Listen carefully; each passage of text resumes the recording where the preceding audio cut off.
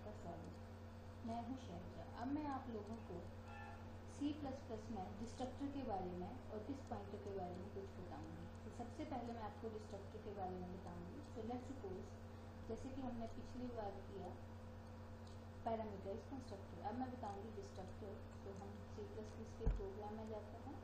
तो मैंने क्या किया था, पिछली बार एक क्लास बनाई थी।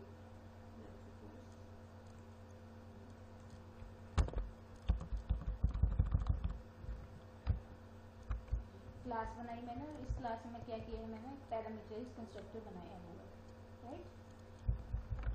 वैसे हम मैं डिस्ट्रक्टर बनाना चाहती हूँ। तो डिस्ट्रक्टर सबसे पहले तो क्वेश्चन आता है कि डिस्ट्रक्टर क्या होता है। तो जैसे आपको बताया गया कि कंस्ट्रक्टर क्या होता है, एक तो क्लास के नाम के जैसा होता है जो क्लास के डेटा मेंबर्स को इनिशियलाइज करने में यूज होता है, और साथ में ऑब्जेक्ट को मेमोरी एलोकेट करने वाला भी कौन है, वो कंस्ट्रक्टर है, मीन्स कंस्ट्रक्शन करने वाला, राइट। अब डिस्ट्रक्टर जो है it is opposite to our constructor. Destructor जो है वो कंस्ट्रक्टर के ऑपोजिट है। एक तो इसको बनाते कैसे हैं, तो ये भी क्लास के नाम के जैसा ही होगा, बट इसमें जब बनाएंगे इसको हम, तो इससे पहले हमें एक सिंबल लगाना पड़ता है, ये जिसे हम कहते हैं टिल्ड सिंबल। टिल्ड मतलब अगर मैं इसको स्पेल आउट करूँ तो like suppose TILDE, tilde, okay. तो इट इज टिल्ड सिंबल। अब क्वेश्चन ये कि डिस्ट्रक्टर का क्या काम होता है। सब जैसे मैंने ये क्लास बनाई है, तो कंस्ट्रक्टर ने क्या किया, ऑब्जेक्ट को मेमोरी दी। तो डिस्ट्रक्टर इसका ऑपोजिट अगर मैं कह रही, तो डिस्ट्रक्टर क्या करता है कि ऑब्जेक्ट ने जो मेमोरी ली होती है, उस मेमोरी को रिलीज करने वाला जो होता है वो होता है डिस्ट्रक्टर, मीन्स डिस्ट्रक्शन करने वाला। मीन्स ऑब्जेक्ट जब डिस्ट्रॉय हो जाता है, पर डिस्ट्रॉय कब होता है ऑब्जेक्ट, जब पूरे प्रोग्राम की एग्जीक्यूशन खत्म हो जाती है, उसके बाद जो है वो हमारा ऑब्जेक्ट डिस्ट्रॉय हो जाता है, क्लास का ऑब्जेक्ट। तो उस केस में क्या चलता है, डिस्ट्रक्टर चलता है। जैसे कंस्ट्रक्टर कब चलता है, जैसे ही क्लास का ऑब्जेक्ट बना, तो डिस्ट्रक्टर इसका ऑपोजिट कब चला, जब पूरे ही प्रोग्राम की एग्जीक्यूशन खत्म हो गई, और जब ऑब्जेक्ट ने मेमोरी रिलीज करी या ऑब्जेक्ट हमारा वीकेन से डिस्ट्रॉय हुआ, तो उस केस में कौन चलेगा, डिस्ट्रक्टर। तो वीकेन से ऑब्जेक्ट को डिस्ट्रॉय करने वाला है, ऑब्जेक्ट ने जो मेमोरी ऑक्यूपाई करी होती है, स्पेस ऑक्यूपाई करा होता है, उसको रिलीज करने वाला कौन है, डिस्ट्रक्टर। और डिस्ट्रक्टर जो है इसकी कोई भी टाइप्स नहीं होती है। सपोज इसमें एक मैसेज टाइप करके देखते हैं,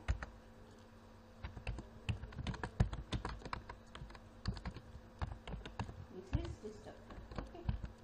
अब देखते हैं हम कि ये कैसे चलता है। तो आप नोटिस करें,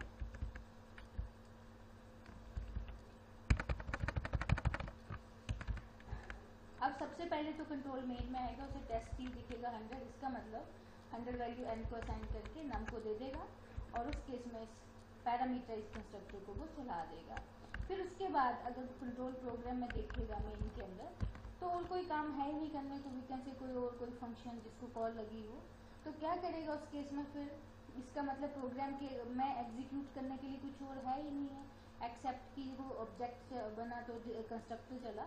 तो उस केस में फिर फाइनली क्या करेगा, सबसे लास्ट में क्या चल जाएगा, डिस्ट्रक्टर। अगर हम इस प्रोग्राम को रन करके देखें तो आप नोटिस करेंगे, आप देखें कि यहाँ पे वो जो मैंने डिस्ट्रक्टर में मैसेज दिया अभी तक मेरे को नहीं दिख रहा है, क्योंकि मैंने मेन के अंदर एक तो पैरामीटराइज्ड कंस्ट्रक्टर को कॉल करा हुआ है, पर साथ में लगा हुआ गेट ch। इसका मतलब प्रोग्राम की एग्जीक्यूशन अभी तक चल रही है। जैसे मैं एंटर प्रेस करूंगी, आप देखना छोटा सा ब्लिंक करता हुआ एक मैसेज आएगा जिसमें लिखा हुआ दिस इज डिस्ट्रक्टर, ओके। तो डिस्ट्रक्टर जो है mean it is opposite to constructor. क्या करता है कि ऑब्जेक्ट ने जो रैम के ऊपर मेमोरी ली होती है, उस मेमोरी को रिलीज करने वाला कौन है, डिस्ट्रक्टर। अब इसके आगे मैं आपको बताऊंगी रिगार्डिंग दिस पॉइंटर। तो आप धीरे धीरे इन कंसेप्ट को सीखें। ये जो हमारे पास क्लास में एक वेरिएबल है इंट ना, ये इस क्लास का लोकल वेरिएबल है, मीन्स क्लास का अपना वेरिएबल। मैंने आज क्या किया, क्लास के बाहर एक और वेरिएबल बना दिया, और इसका नाम भी क्या रख दिया मैंने, ना, और इसको मैंने वैल्यू दे दी सपोज 500, ओके।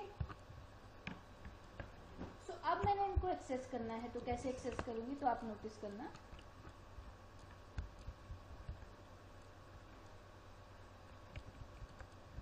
सो सपोज ये जो मेरे पास क्लास है, इसके अंदर जो हमने पैरामीटराइज्ड कंस्ट्रक्टर बनाया है, अब विद इन दिस प्रोग्राम अगर हम बात करें तो हमारे इस पूरे प्रोग्राम में दो नम है, एक आउटसाइड द क्लास नम नाम का वेरिएबल है और एक इनसाइड द क्लास नम नाम का वेरिएबल है।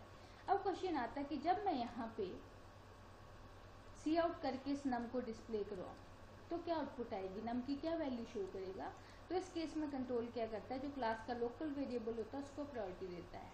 इट मीन्स वो क्या करेगा, पैरामीटराइज कंस्ट्रक्टर को चलाएगा, मीन्स 100 वैल्यू एन को देगा और एन से वो किस में असाइन हो जाएगी, नम में। पर किस नम में असाइन होगी, ना कि ग्लोबल में बल्कि क्लास के लोकल वेरिएबल में। और जो नम को दिखाएंगे तो हमें क्या आउटपुट दिखाएगा, 100। आप नोटिस करें तो आउटपुट क्या है हमारे पास 100। ओके, पर मैं चाहती हूँ यहाँ पे वो कौन सी वैल्यू डिस्प्ले करे, जो आउटसाइड द क्लास वेरिएबल है उसकी। मीन्स जो नम है, जैसे कि हमारे पास ये वाला नम है, इसकी वैल्यू 500 है, मैं चाहती हूँ इसकी वैल्यू डिस्प्ले हो। तो जब भी क्लास के वेरिएबल को पॉइंट करवाना है तो हम स्कोप रेजोल्यूशन के साथ उस वेरिएबल को लिखते हैं। अब जब मैं इस प्रोग्राम को रन करूंगी तो आप नोटिस करना उसने नम की वैल्यू क्या दिखाई, 500। इट मीन जब स्कोप रेजोल्यूशन के साथ वेरिएबल लिखते हैं, इसका मतलब ये एक ऐसा वेरिएबल है जो किसी भी क्लास के स्कोप में नहीं आता है। ठीक है, तो इस केस में क्या करेगा, वो जो क्लास के आउटसाइड वेरिएबल होगा उसमें जो भी वैल्यू स्टोर होगी उसे डिस्प्ले करेगा। ओके, नेक्स्ट, अब सपोज इस स्कोप रेजोल्यूशन को मैं हटा रही हूँ और इस डिस्ट्रक्टर को भी हटा रही हूँ मैं, और यहाँ पे मैंने क्लास में एक और फंक्शन बनाया सपोज शो नाम का। और इस शो फंक्शन में मैंने क्या किया, इस नम की वैल्यू को दोबारा से डिस्प्ले किया।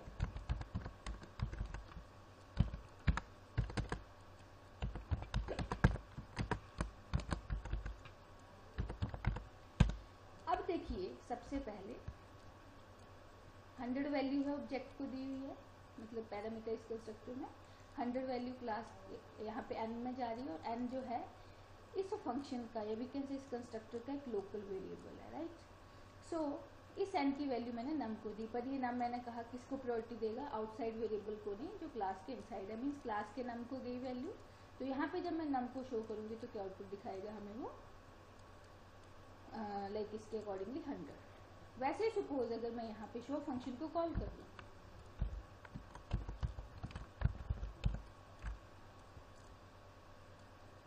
तो जब मैं शो फंक्शन को कॉल करूंगी तो क्या करेगा कंट्रोल, इस केस में शो पे जाएगा और यहाँ पे नम इज, और नम में क्या वैल्यू स्टोर है, अगेन वो लोकल वेरिएबल को प्रायोरिटी देगा, तो नम की वैल्यू क्या दिखाएगा, वो 100 ही दिखाएगा। तो आप नोटिस करें दोनों बार हमारे पास 100 वैल्यू आ गई। अब कई बार हमारे पास ऐसी सिचुएशन भी होती है कि हमारे पास क्लास के बाहर जो वेरिएबल है उसका नाम भी नम है, क्लास का जो अपना लोकल वेरिएबल है उसका नाम भी नम है, और फंक्शन का जो अपना लोकल वेरिएबल है उसका नाम भी नम है। इट मीन्स आज मैं इस नम की वैल्यू, मीन्स ये वाली, इस क्लास के नम को असाइन करना चाहते हो, मीन्स इस नम से वो इस नम में जाए, और ये नम हमारे अकॉर्डिंगली क्लास का है।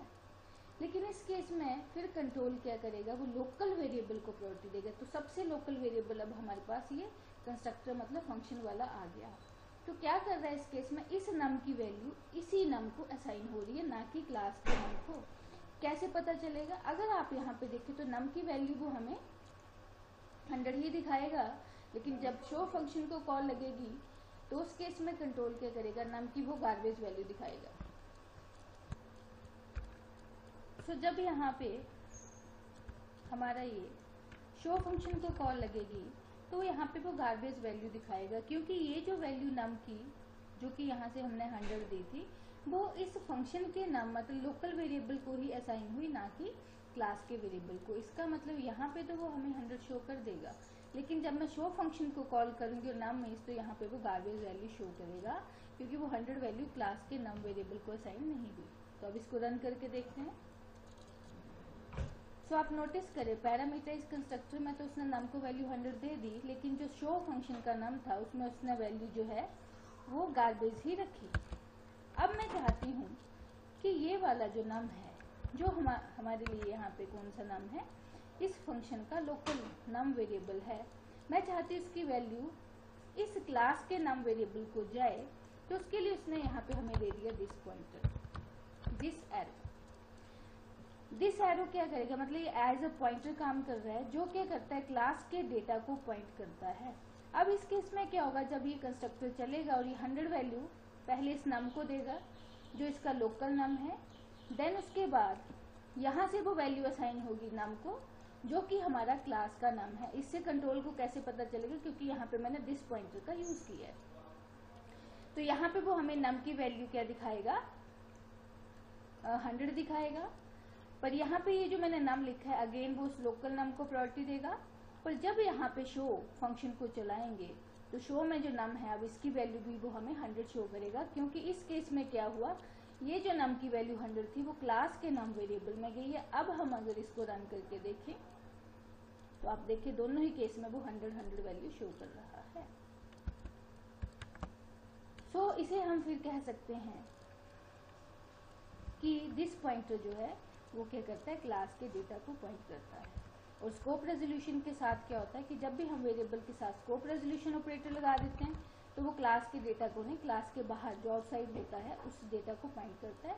और अगर हम कुछ भी ना लगाएं, मतलब सिंपल अगर उस वेरिएबल को डिस्प्ले करें तो उसके वो लोकल वेरिएबल को पॉइंट करता है। तो अब हम इसको फिर से रन करके देख रहे हैं, तो ये है हमारी आउटपुट। तो thanks for watching, good bye.